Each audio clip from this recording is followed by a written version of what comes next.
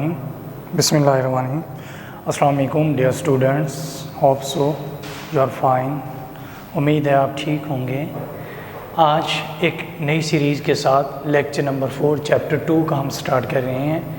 हमारा टॉपिक है difference between the 8th amendment and 18th amendment.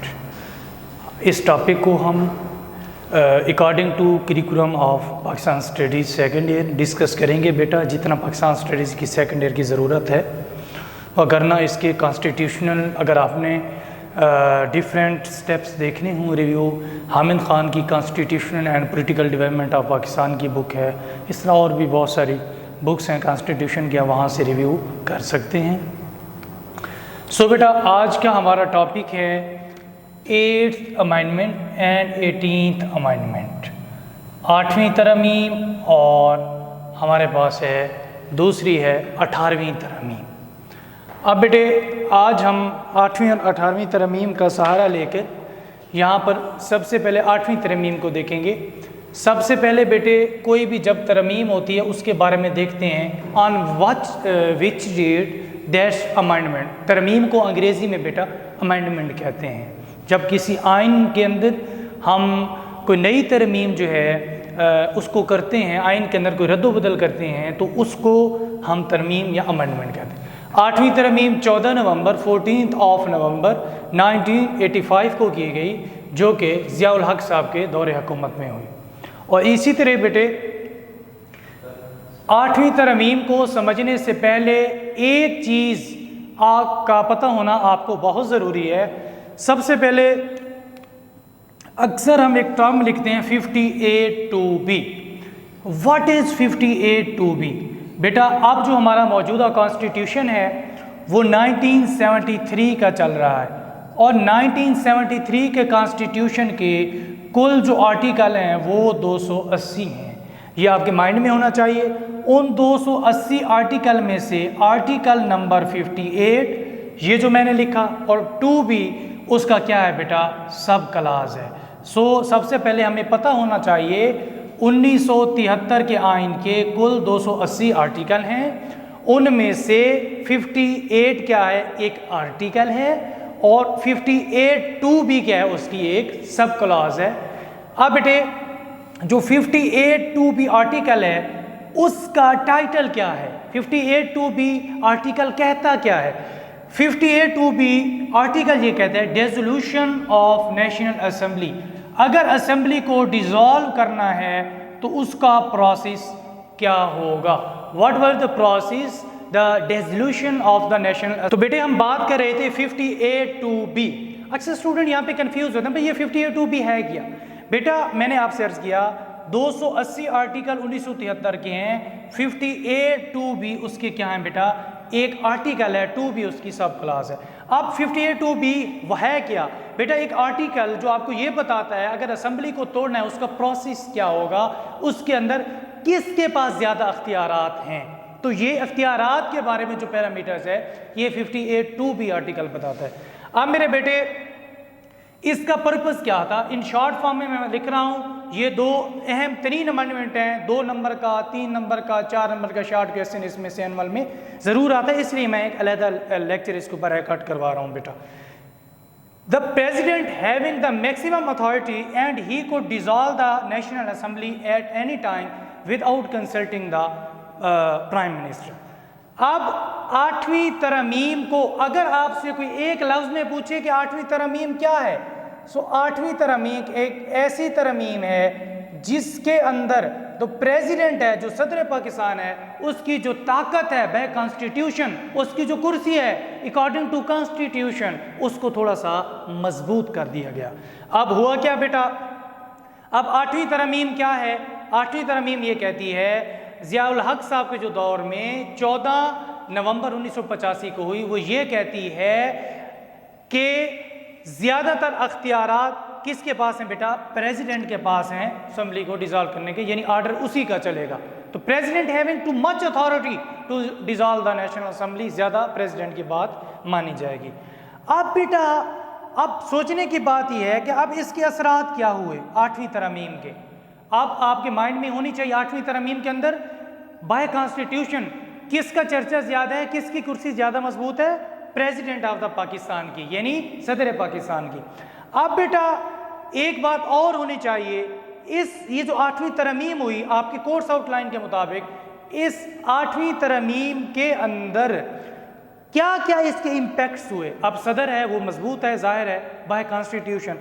1900 last lecture میں ہم نے ڈسکس کیا تھا, 88 سے 90 تک پہلی گورنمنٹ تھی کس کی بیٹے؟ میں یہاں پہ اوپر لکھ دیتا ہوں, بے نظیر بھٹو صاحبہ کی. میں اوپر لکھ دیتا ہوں پھر ریز کر دوں گا. دوسرے دور حکومت 1993 سے 96 تک تھا. اب بیٹا ہوا یوں, بے نظیر کی پہلی گورنمنٹ صرف 2 سال چلی, یہ بھی نیا رپورٹ تقریباً 30 سال چلی. اب یہ جو بے نظیر بھٹو صاحبہ ہیں, ان کا تعلق پاکستان کی کس سیاسی جماعت سے ہے بیٹا؟ ان کا تعلق پاکستان پیپلز پارٹی سے ہے, پاکستان پیپلز پارٹی. اب اس کا یہ مطلب ہوا کہ بے نظیر بھٹو صاحبہ کے پہلے دور حکومت میں جو پریزیڈنٹ بنایا گیا, یہاں پر میں لکھ دیتا ہوں, جو صدر پاکستان کے لیے جس شخص کو نامینیٹ کیا گیا اس شخص کا نام تھا GIK. میں یہاں پر شارٹ لکھ رہا ہوں, اسپیس کم ہونے کی وجہ سے آپ نے مکمل لکھنا ہے, جس کو غلام اسحاق خان کہتے ہیں. اب بیٹے اب بے نظیر کے دوسرے دور حکومت میں یہ بھی بے نظیر بھٹو, یعنی جس کا تعلق یہ بھی گورنمنٹ پاکستان پیپلز پارٹی ہی کی ہے. بے نظیر کے دوسرے دور حکومت میں کیا ہوا بیٹا کہ یہ جو گورنمنٹ تھی کس کی تھی؟ بے نظیر کی گورنمنٹ تھی. بے نظیر کی گورنمنٹ میں جو پریزیڈنٹ آف دا پاکستان بنایا گیا وہ فاروق احمد خان لغاری کو بنایا گیا. اب ہوا کیا, وہ پاکستان پیپلز پارٹی جو ملک کی سب سے بڑی سیاسی جماعت اپنے آپ کو کہتی ہے, جب اس نے یہ کیا 2 سال بے نظیر کی گورنمنٹ چلی. اب 1990 میں 2 سال گورنمنٹ چلنے کے بعد ملک کے صدر کس کو بنایا؟ بے نظیر بھٹو, یعنی پاکستان پیپلز پارٹی نے غلام اسحاق خان کو. اسی غلام اسحاق خان نے 2 سال بے نظیر کا بطور وزیر اعظم عرصہ گزرنے کے بعد, 2 سال گورنمنٹ گزرنے کے بعد کس کا سہارا لیا بیٹے؟ اسی 8ویں ترمیم کا سہارا لے کر بے نظیر بھٹو کی حکومت کو یعنی برطرف کر دیا. اسمبلیاں ڈیزالو ہو گئیں, گورنمنٹ ٹوٹ گئی. اب 8ویں ترمیم کیا ہے؟ میں نے پہلے بتایا کس کی کرسی کو مضبوط کرتی ہے؟ By constitution the president. So اب پریزیڈنٹ کس کو بنایا؟ پریزیڈنٹ کوئی بھی سیاسی جماعت اپنے لائل ترین بندے کو بناتی ہے, جو وفادار ترین شخص ہوتا ہے, جو بہت زیادہ. اب غلام اسحاق خان صاحب کون تھے؟ The president of the Pakistan. بے نظیر یعنی پاکستان پیپلز پارٹی کے پہلے دور حکومت میں انہوں نے کیا کیا؟ اسی 8ویں ترمیم کیا کہتی ہے؟ وہ کہتی ہے صدر کے پاس اختیار ہے پرائم منسٹر سے کنسلٹ یا مشورہ لیے بغیر اسمبلی ڈیزالو کر سکتا ہے. سو 8ویں ترمیم کا سہارا لے کر پہلی دفعہ غلام اسحاق خان نے بے نظیر بھٹو کی دور حکومت کا خاتمہ کیا. اب دوسرا کیا ہوا؟ انہوں نے کہا چلو ٹھیک ہے ایک دفعہ تو ہو گیا, لیکن جب دوسری دفعہ second time when she became the prime minister of the Pakistan, again she has been allocated, yes she had been allocated as the president of the Pakistan name فاروق احمد خان لغاری.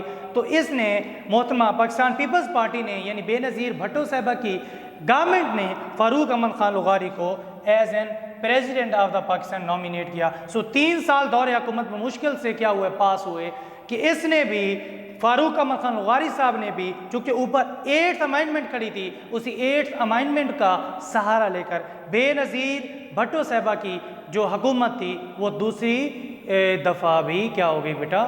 ختم ہو گئی, ڈیزالو ہو گئی, اسمبلیاں گورنمنٹ ختم ہو گئی. اب بیٹے اب اس 8ویں ترمیم یعنی کہ 8th + 18th ان دونوں میں زمین آسمان کا فرق ہے بیٹے. آپ سمجھنے کی بات یہ ہے بیٹا یہ جو 8ویں ترمیم ہے اور 18ویں ترمیم, یہ میں 2 اکٹھے کیوں پڑھا رہا ہوں؟ کیونکہ 8ویں ترمیم اور 18ویں ترمیم ایک دوسرے کے ریورس ہیں. ریورس کہنے کا کیا مطلب ہے بیٹا؟ ایک دوسرے کے الٹ ہے. اب اس کے اندر کس کے پاس زیادہ اختیارات ہے؟ پریزیڈنٹ آف دا پاکستان کے پاس, صدر پاکستان کے پاس. اب 8ویں ترمیم کے اندر کیا ہوا؟ وہ 58(2)B آرٹیکل کہاں پہ لکھا ہے؟ 58(2)B آرٹیکل جو کہ صدر کو یہ اختیار دیتا تھا کہ وہ وزیر اعظم سے کنسلٹ یا مشورہ لیے بغیر اسمبلی کو ڈیزالو کر سکتا تھا. سب سے پہلے 18ویں ترمیم کے ساتھ 58(2)B آرٹیکل کیا ہو گیا بیٹا؟ ریپلیس ہو گیا, یعنی ختم ہو گیا. 58(2)B کا جو خاتمہ ہے وہ کس طرف اشارہ کرتا ہے کہ پار شفٹ ہو گئی ہے، کس سے کس کی طرف؟ پریزیڈنٹ سے پرائم منسٹر کی طرف اب جو پار ہے، جو طاقت ہے بائی کانسٹیٹیوشن وہ شفٹ ہو چکی ہے۔ اب بیٹے یہاں پر میں لکھ دیتا ہوں کہ پار شفٹنگ کا کیا مطلب ہے بیٹا؟ اس کو آسان لفظوں میں اگر میں سمجھاؤں، اس کو کہتے ہیں بیٹا اختیارات کی میرے بیٹے منتقلی۔ اب کیا ہوا؟ یہ ریورس ہے ٹوٹل۔ اب پاکستان پیپلز پارٹی کے ہیں 2010 میں 18ویں ترمیم کی۔ ایسا کیوں کیا؟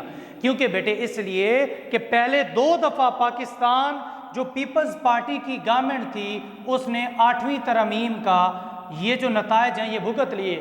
پہلی دفعہ، دوسری دفعہ، دونوں دفعہ محترمہ بے نظیر بھٹو صاحبہ کی دور حکومت کا خاتمہ 8ویں ترمیم کا سہارا لے کر دونوں جو صدران پاکستان ہیں انہوں نے، یا صدور پاکستان ہیں انہوں نے کیا۔ اب کیا ہوا؟ سب سے پہلے 58(2)B کا کیا ہوا؟ خاتمہ۔ اٹ مین پار شفٹ ہو گئی، کس سے کس کی طرف؟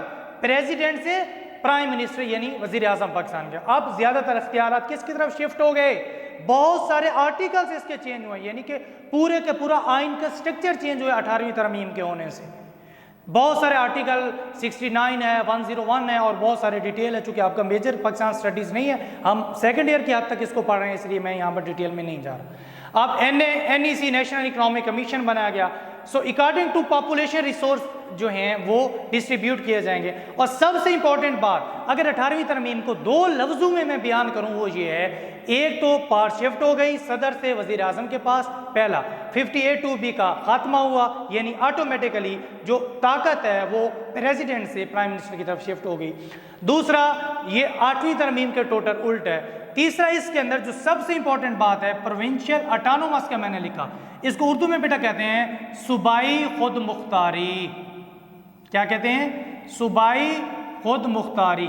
اب اس کا مطلب یہ ہے تمام صوبوں کو ان کی پاپولیشن کی بنیاد کے اوپر، یعنی ان کی آبادی کی بنیاد کے اوپر کیا دیے جائیں گے؟ ریسورس بانٹے جائیں گے۔ یعنی ذرائع انکم جو ہیں کہ صوبے کی کتنی آبادی ہے، فیڈرل وفاق، اس کو کہتے ہیں کنکریٹ لسٹ۔ کنکریٹ لسٹ کے اندر پہلے یہ ہوتا تھا کہ تمام تر جو فیڈرل گورنمنٹ ہوتی تھی، وفاق ہوتا تھا، وہ تمام صوبوں کو اپنی مرضی سے شیئر دیتا تھا۔ لیکن 18ویں ترمیم کے بعد کانسٹیٹیوشن سٹرکچر کے اندر میں نے جس طرح تبدیلی آئی، اب جو ہیں all the provinces having that provincial autonomous status، تمام صوبے کس کا درجہ رکھتے ہیں؟ صوبائی خود مختاری کا۔ اس کا کیا مطلب ہے؟ تمام صوبوں کو NEC نیشنل اکنامک کمیشن کے تحت کیا جائے گا؟ ان کی پاپولیشن یا آبادی کے حساب سے تمام صوبوں کو وفاق کیا کرے گا؟ شیئر دے گا، ریسورسز میں، پیسے میں۔ جب اب کیا ہے؟ اب وفاق جو ہے، فیڈرل جو ہے، سینٹر جو مرکز جو ہے تمام صوبوں کو اختیارات دے گا، اور ساتھ پار شفٹنگ بھی ہو گئی، شیئر بھی مل گئے۔ اب 18ویں ترمیم کے بعد تمام صوبوں کو ان کی پاپولیشن کی بنیاد پر یا سینسس رپورٹ کے مطابق یا مردم شماری کو مد نظر رکھتے ہوئے تمام صوبوں کو کیا کیا گیا بیٹے؟ شیئر تو دے دیا گیا، لیکن اب 18ویں ترمیم کے بعد تمام صوبے خود مختار ہیں کہ کون سے ڈپارٹمنٹ میں کتنا پیسہ خرچ کرنا ہے۔ یہ ہے بیٹا 18ویں ترمیم، پار یا ریسورس مینجمنٹ ٹوٹل شفٹ ہو گئے۔ اب میں کچھ امپیکٹس بتاتا ہوں بیٹا، جو 18ویں ترمیم ہے اس کے جو ہیں اس کے اثرات کیا تھے، میں شارٹ فارم میں بتاؤں بیٹا۔ سب سے پہلے پروونشل اٹانومس۔ پروونشل اٹانومس کا کیا مطلب ہے؟ صوبائی خود مختاری۔ صوبائی خود مختاری کا کیا مطلب ہے؟ میں نے پیچھے بتایا، جس صوبے کی جتنی آبادی ہے اسے اس تناسب سے کیا کیا جائے بیٹے؟ شیئر دیا جائے۔ It's a good point. اب اس کا کیا مطلب ہے؟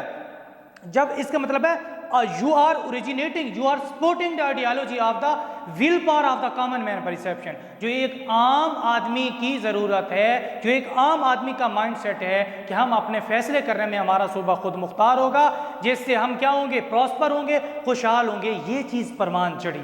سو کیا ہوا؟ پروونشل اٹانومس کے اندر پاپولیشن کی بنیاد کے اوپر تمام صوبوں کو شیئر ملے گا۔ That's a good point. اس کے بعد it shows the trust build up between the government and the common man perception. میں یہاں پہ لکھ دیتا ہوں، جو کامن مین آئیڈیا، پرسیپشن، کوئی بھی لفظ لکھیں، جو ایک عام شخص کی سوچ ہے اس کے درمیان ایک ٹرسٹ بلڈ اپ ہو گیا، یعنی کہ ایک اعلیٰ ترین ایک اعتماد کی صورتحال جو ہے وہ بحال ہو گئی۔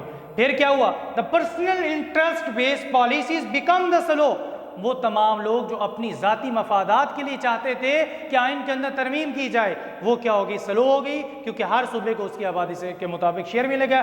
And rule of law promoted, so 18ویں ترمیم یہ کہتی ہے رول آف لا پروموٹ ہوگا، قانون کے مطابق، قانون کے دائرہ کار میں رہتے ہوئے سب لوگوں کو برابر کے ان کے حقوق دیے جائیں گے۔ آخری، جب ظاہر ہے لوگ خوشحال ہوں گے، when any country people are prosper، جب کسی بھی ریاست کے جو لوگ ہیں بیٹے خوشحال ہوں گے، خوشحال ہونے سے پیپل کے خوشحال ہونے سے امپیکٹ کیا ہوگا؟ نیشن بلڈنگ یا سٹیپ جو ہے وہ ہمارا امپروو ہوگا۔ نیشنل بلڈنگ سٹیپ کے امپروو ہونے سے ہمارا سب سے بڑا اثر یہ ہوگا کہ لوگ جو ہیں وہ پراسپر ہوں گے۔ لوگ جیسے خوشحال ہوں گے، نیشن بلڈنگ آٹومیٹک آ جائے گی، اور نیشنل انٹیگریشن یا قومی یکجہتی جو ہے وہ پروان چڑھے گی۔ ول آف کامن مین یا will of common God the dignity through the NEC، national economic commission کے تحت جو ایک کامن مین کی پرسیپشن ہے اس کو عزت وہ سمجھے گی، وہ اپنی یہ سمجھے گی کہ جس طرح ہم چاہتے ہیں